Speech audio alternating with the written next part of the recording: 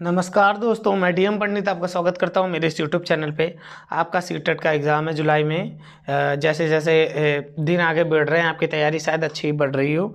आपको हमारे चैनल की अगर वीडियो अच्छी लगती है तो प्लीज़ यार कमेंट और लाइक करें, सब्सक्राइब भी करें, क्योंकि जितने बच्चे आप लोग वीडियो देखते हो लेकिन सब्सक्राइब नहीं करते यार चैनल, गलत बात है यार। दूसरे की मदद करेंगे तभी तो भगवान आपकी मदद करेंगे। चलिए, तो आपके सीटेट की तैयारी के लिए हम ईवीएस करवा रहे हैं आपको। जैसे कि आप जानते हैं सीटेट के सिलेबस में पिछली बार भी बताया था आपको 5 सब्जेक्ट होते हैं, 5 सब्जेक्ट होते हैं, ठीक है। और 30-30 नंबर के होते हैं, तो 150 नंबर का टोटल एग्जाम हो जाता है, ठीक है। मैं आपको इसमें एनवायरमेंटल साइंस जिसे ईवीएस बोलते हैं उसकी तैयारी करवा रहा हूँ, ठीक। तो आशा करता हूँ इससे पहले कि आपने वीडियो देखी होगी जो कि हमारी प्ले लिस्ट में, ठीक है। तो अगर नहीं देखी तो जाके देख सकते हैं आप लोग, ठीक। अब चलते हैं, पहला क्वेश्चन देखते हैं। इसका पहला क्वेश्चन ये निम्नलिखित में से, क्वेश्चन पूरा नहीं आया लेकिन आप समझ लेंगे। निम्नलिखित में से भारत के किस राज्य की कोई सीमा समुद्र से नहीं लगती? तो आंसर हो जाएगा सी। एक राजस्थान है जिसकी सीमा क्या नहीं लगती समुद्र से। गोवा और महाराष्ट्र भी समुद्र से। राजस्थान एक स्थलकृत बहुराज्य है, इस राज्य की सीमा समुद्र से नहीं मिलती, ठीक है। जैसे कि आपको चित्र में दिखा देता हूँ मैं, देखिए, चलिए यहाँ दिखा देता हूँ आपको राजस्थान की फ़ोटो। देख रहे हो कितनी सारी फ़ोटो लगा रखी है आपके लिए, लेकिन राजस्थान की फ़ोटो कहाँ गई भैया? लगा तो रखी थी। हाँ, ये दी, देखिए यहाँ पे आपका राजस्थान है। इसकी सीमा क्या कहीं समुद्र से लग रही है? नहीं ना भाई। क्यों? क्योंकि इसकी सीमा किससे लग रही है? पाकिस्तान से। लेकिन यही गुजरात की, मुंबई की और गोवा की, तीनों की, ये रहा गोवा, इसकी सीमा लग रही है ना समुद्र से, क्योंकि यहाँ पे क्या है, अरेबियन सी है, ठीक है। और यहाँ है बंगाल की खाड़ी, यहाँ हिंद महासागर। तो समुद्र का मतलब, समुद्र से जिनकी सीमा लगती है उन्हें समुद्री सीमा वाले राज्य कहते हैं। तो राजस्थान नहीं है, ठीक है। मध्य प्रदेश भी नहीं है, कभी मध्य प्रदेश को लगा के आ जाओ, ठीक। आशा कर रहा हूँ आपको ऐसे पढ़ाई अच्छी लग रही होगी चित्रों के साथ, ठीक है। चलिए आगे चलते हैं। किसी नदी का प्रदूषण स्तर की माप की जाती है? किसी भी नदी में जो प्रदूषण स्तर है ना उसकी नाप कैसे की जाती है? तो मैं आपको बता देता हूँ, उसका आंसर हो जाएगा सी, बीओडी। बायोलॉजिकल ऑक्सीजन डिमांड से किसी भी जल के प्रदूषण के स्तर को मापा जा सकता है। बीओडी से बायोलॉजिकल ऑक्सीजन डिमांड से किसी भी जल के प्रदूषण के स्तर को मापा जा सकता है। किसको? किसी भी नदी के प्रदूषण स्तर की माप किससे की जा सकती है? जल प्रदूषण से, ठीक है। समझ आ रहा है आपको? बीओडी बायोलॉजिकल ऑक्सीजन डिमांड से किसी भी जल के प्रदूषण के स्तर को मापा जा सकता है, ठीक। तो आपको दिखा दूं बीओडी का खेल कैसा है। कुछ बीओडी का खेल ऐसा है, ज़्यादा क्वेश्चन हो गए हैं आज। ये देखिए, जैसे कि जितना ज़्यादा जैसे कि बीओडी है ना, ऑक्सीजन डिमांड वाटर में, तो what is biological oxygen demand BOD, what it is series. अगर बीओडी ज़्यादा है ना पानी में तो उसमें ऑक्सीजन ले सकती है मछली और जल के जीव, ठीक है। बीओडी नहीं है तो वाटर क्या, अनहेल्थी, याद रखना, ठीक है। आशा करता हूँ आपको समझ आ रही होगी, ठीक है ये बात। चलिए आगे चलता हूँ अगले क्वेश्चन पे। वायरस संक्रमण से होने वाला रोग है। वायरस से क्या होता है? जुकाम होता है, ठीक है। वायरस से जुकाम होता है। जैसे कोरोना भी किससे हो रहा था? वायरस से, इसलिए कोरोना भी वायरस है। जुकाम वायरस से होने वाला संक्रमण है, जबकि टाइफाइड, कॉलरा, मलेरिया जल जनित रोग है, ठीक है। जुकाम ऊपरी श्वसन तंत्र का आसानी में से फैलने वाला रोग है। इसके लक्षणों में खांसी, गले की खराश, नाक का स्राव, ज्वार आता है। यह आमतौर पर 1 सप्ताह में समाप्त हो जाता है। इसका मुख्य विषाणु राइनो वायरस है, ठीक है। भारत में कृषि को प्रभावित करने वाला मौसम का सबसे महत्वपूर्ण तत्व है। भारत में कृषि को प्रभावित करने वाला मौसम का सबसे महत्वपूर्ण तत्व कौन सा है? तापमान, पवन, आर्द्रता या वृष्टि, ठीक है। तो इसका आंसर हो जाएगा डी, वृष्टि, वृष्टि छाया, ठीक है। भारत में कृषि को प्रभावित करने वाला सबसे महत्वपूर्ण तत्व वृष्टि है, क्योंकि भारत उष्ण और समशीतोष्ण 2 कटिबंधीय क्षेत्रों में स्थित है। उष्ण और समशीतोष्ण का मतलब क्या है? ये पूरी पृथ्वी है, भारत यहाँ पे आता है, ठीक है। इक्वेटर के पास गर्मी हो जाती है और ऊपर है थोड़ी थोड़ी ठंड हो जाती है, ठीक। तो इसलिए उष्ण और समशीतोष्ण दोनों में आता है, ठीक। अब ऐसा नहीं कि भारत इस वाले एरिया में और यहाँ रसिया के पास नहीं है कि बर्फ पड़े, ठीक है। वो तो थोड़ी बहुत पड़ जाती है शिमला में, उसकी अलग बात है ऊंचाई के कारण। वायुमंडल की सबसे ठंडी परत कौन सी है? तापमंडल, मध्यमंडल, क्षोभमंडल, आयनमंडल। ये जानते हो ना, पृथ्वी है उसके ऊपर एक एक वायुमंडल होता है, अलग अलग परतें होती है, ठीक। तो ये देख लेंगे। वायुमंडल की सबसे ठंडी परत मध्यमंडल है, क्योंकि मध्यमंडल तक वायुमंडल का तापमान गिरता है। मध्यमंडल के बाद वायुमंडल का तापमान बढ़ने लगता है। मध्यमंडल के मध्य सीमा पर तापमान गिरकर 80 डिग्री सेल्सियस पहुंच जाता है। ठीक है, तो सबसे ठंडी परत कौन सी है? मध्यमंडल। आपको दिखा देता हूँ, ये रही, देखिए ये जो मेसोस्फीयर है ना, यही सबसे ठंडी परत है। ठीक है, समझ आ रहा है? तो thermosphere, stratosphere, mesosphere, thermosphere, exosphere. ठीक है, आशा करता हूँ आपको समझ आ रहा होगा। इसको मध्यमंडल बोलते हैं, इसको समताप मंडल बोलते हैं, इसको क्षोभमंडल बोलते हैं। ठीक है, क्षोभमंडल, समताप मंडल, मध्यमंडल। ठीक है, बहिर्मंडल, आयरमंडल और बहिर्मंडल। ठीक है, आशा करता हूँ आपको समझ आ रहा है। क्योंकि अगर ईमानदारी से समझ आए तो प्लीज़ लाइक करें, क्योंकि भगवान, आप जब सबकी मदद करेंगे तो भगवान आपकी मदद करेगा। ठीक, अगले क्वेश्चन पे आ गए हम। निम्नलिखित में से एक ग्रीन हाउस गैस है। निम्नलिखित में से एक कौन सी ग्रीन हाउस गैस है? तो ग्रीन हाउस गैस कौन सी है? D, methane. ठीक है, मीथेन ग्रीन हाउस गैस है। ग्रीन हाउस गैस वे गैसें हैं जो पृथ्वी के तापमान को बढ़ाने में सहायक है। प्रमुख ग्रीन हाउस गैस मीथेन है। CH4, carbon dioxide, CO2, nitrous oxide और क्लोरोफ्लोरोकार्बन, ये सब क्या है? ग्रीन हाउस गैस है। आपको बताया था ना, पृथ्वी पे जो गर्मी आ जाती है, लेकिन क्या हो जाता है, वो लौट के नहीं जा पाती, तो उसी को क्या बोलते हैं? ग्रीन हाउस गैस कहते हैं। ठीक है, वो कहलाती है ग्रीन हाउस गैस। आपको दिखा देता हूँ, उसकी भी तस्वीर दिखा देता हूँ, जो कि आपको याद रहेगी ये चीज़। ये देखिए, ये हमारी ओजोन परत है। ठीक है, यहाँ से धूप आ रही है, कुछ रिफ्लेक्ट होकर वापस चला रही है, कुछ आ जा रही है, लेकिन ये जो प्रदूषण के कारण ये जो ऊपर लेयर बन रही है ना, इसके कारण जो यहाँ पे गर्मी आ रही है, वापस नहीं जा पा रही है। ठीक, इसी के कारण धरती पे ना गर्मी बढ़ती जा रही है, इन सारी चीज़ों के कारण। इसी को ग्रीन हाउस इफेक्ट कहते हैं। क्या? Greenhouse gas effect. आशा करता हूँ आपको समझ आ रहा होगा। ठीक है,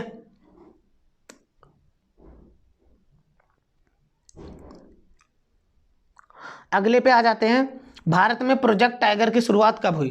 भारत में प्रोजेक्ट टाइगर की शुरुआत 1973 में हुई। इसके बाद मैंने बताया था 1992 में प्रोजेक्ट हाथी की शुरुआत हुई थी। उसके बाद घड़ियाल, प्रोजेक्ट घड़ियाल, मगरमच्छ समझते हो ना, तो इसका 1973 हो जाएगा। क्या हो जाएगा? 1973। देखो, टाइगर में भी टाई आ रहा है, tie three, tie three, tie three, तो 73 में भी 3, टाई 3। ठीक है, टाइगर 3। ठीक, तो 1973 में बाघों की घटती संख्या को रोकने तथा बाघों के संरक्षण के लिए भारत सरकार द्वारा 1 अप्रैल 1973 को प्रोजेक्ट टाइगर की शुरुआत की गई। प्रोजेक्ट टाइगर की शुरुआत Jim Corbett national park Uttarakhand से हुई। ठीक है, जिम कॉर्बेट नेशनल पार्क को ही पहले हेमिस नेशनल पार्क कहते थे। हेमिस नेशनल पार्क, क्या?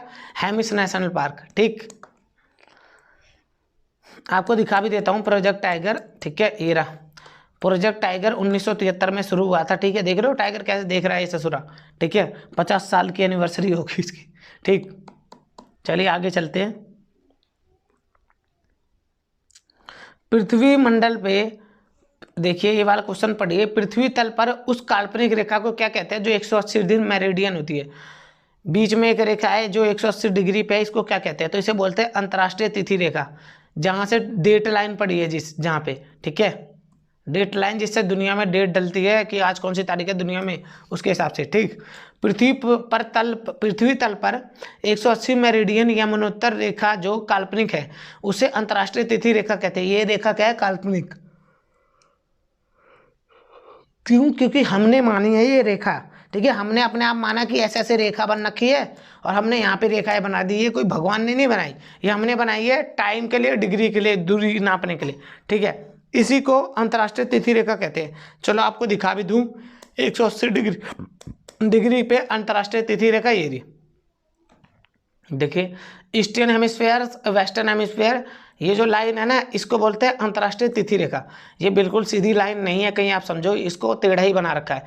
क्यों? क्योंकि कोई देश कहीं आ रहा है, कोई देश कहीं आ रहा है, और ये हमने समुद्र से लेके गए हैं लाइन, किसी भी देश से लेके नहीं गए। ठीक है, देख रहे हो, समुद्र से लेके गए हैं लाइन पूरी। ठीक, इसी को अंतर्राष्ट्रीय तिथि रेखा कहते हैं। ठीक है, अगर आप इस तरफ जाओगे तो आपके दिन बढ़ेंगे, और इस तरफ जाओगे तो आपके दिन घटेंगे। ठीक है, तारीखें कम हो जाएंगी। ठीक है, जैसे कि मान लो आप यहाँ 29 तारीख को ना, 29 तारीख को आपने ना रात में फ्लाइट ली और 2 दिन बाद आप उतरे कहीं पे।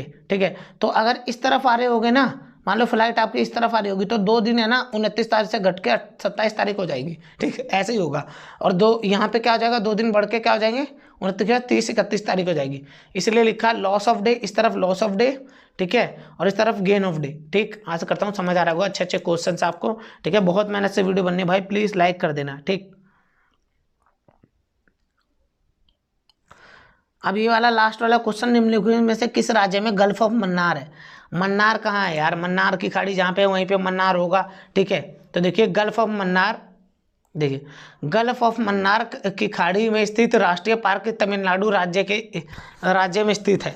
उथले पानी की खाड़ी है जो हिंद महासागर और लक्षद्वीप के लक्षद्वीप सागर के एक भाग का निर्माण करती है। भारत के रामेश्वर द्वीप से लेकर श्रीलंका के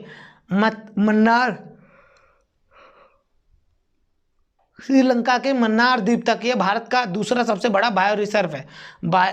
ये क्या है? यहाँ पे श्रीलंका पड़ जाता है, तमिलनाडु के यहाँ से यहाँ, इस एरिया को गल्फ ऑफ मन्नार कहते हैं। ठीक है, और इसको पाक जल संधि कहते हैं। वैसे पाकिस्तान यहाँ पे इसको पाक जल संधि कहते हैं। कभी आया आपका पाक जल संधि तो इधर सोच के मन लगाना, इधर है पाक जल संधि। ठीक है, पाकिस्तान से उसका कोई रिलेशन नहीं है। ठीक, तो गल्फ ऑफ मन्नार इधर है तमिलनाडु में। ठीक है, याद रखना आप।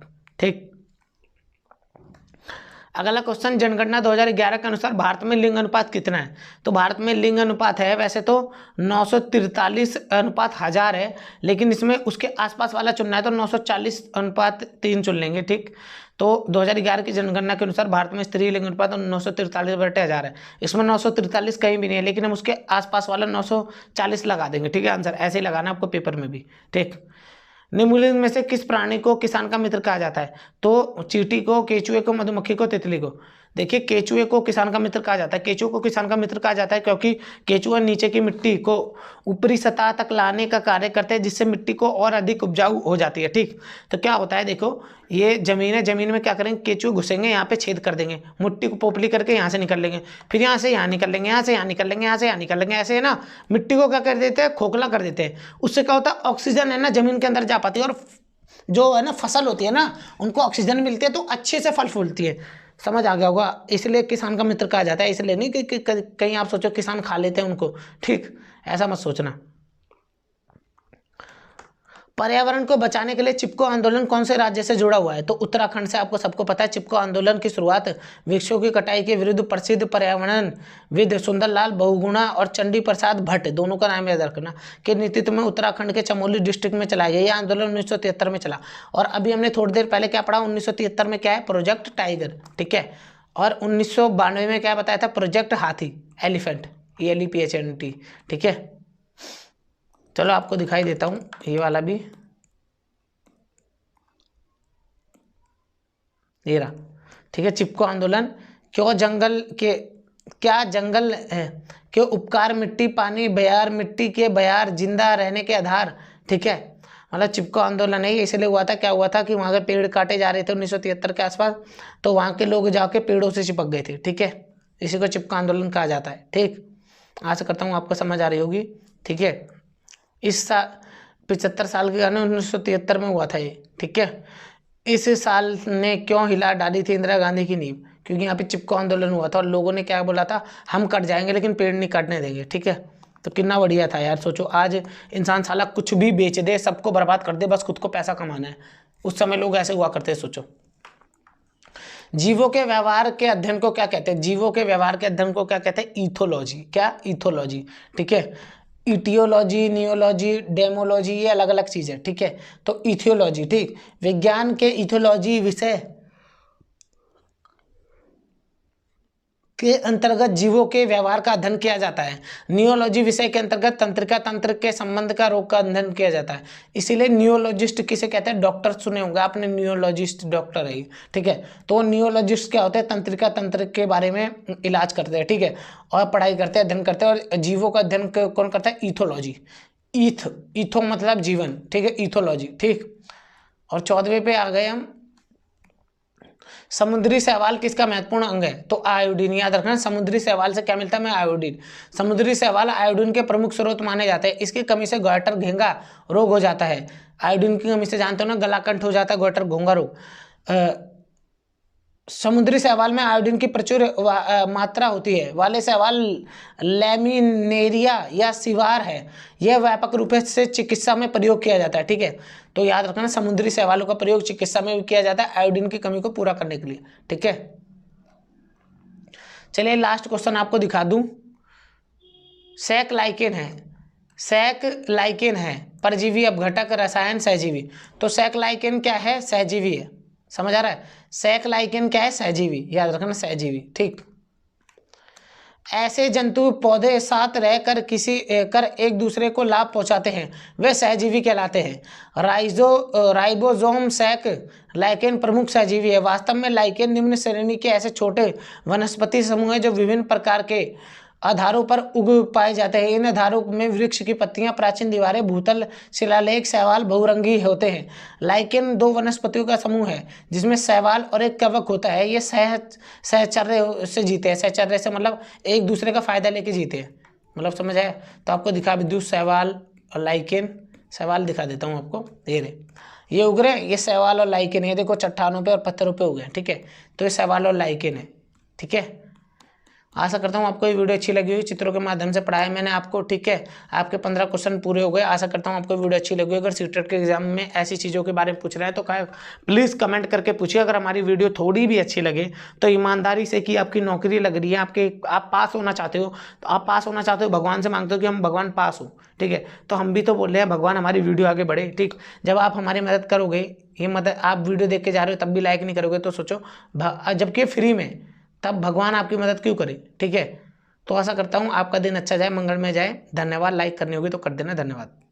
इसी के साथ आज की मजदूरी यही खत्म करते हैं। अगर तुम्हें वीडियो पसंद आई तो लाइक मारो यार। मुझे नहीं पता, मुझे 2 मिलियन लाइक्स चाहिए, कैसे ना कैसे करके मुझे चाहिए। इतना जिला मैं कभी नहीं होऊंगा अपनी पूरी जिंदगी में जितना इसमें जिला मुझे चाहिए ही चाहिए। तो लाइक मारो, और अगर तुम लोग नए हो तो सब्सक्राइब करो। वो जो लाल वाला बटन है उस पर फूट फेंक के मारो या फिर मोमबत्ती, मुझे नहीं पता, बस क्लिक हो जाना चाहिए। अब मैं भी जा रहा हूं, मुझे पैसों के पीछे भागना है। बाय।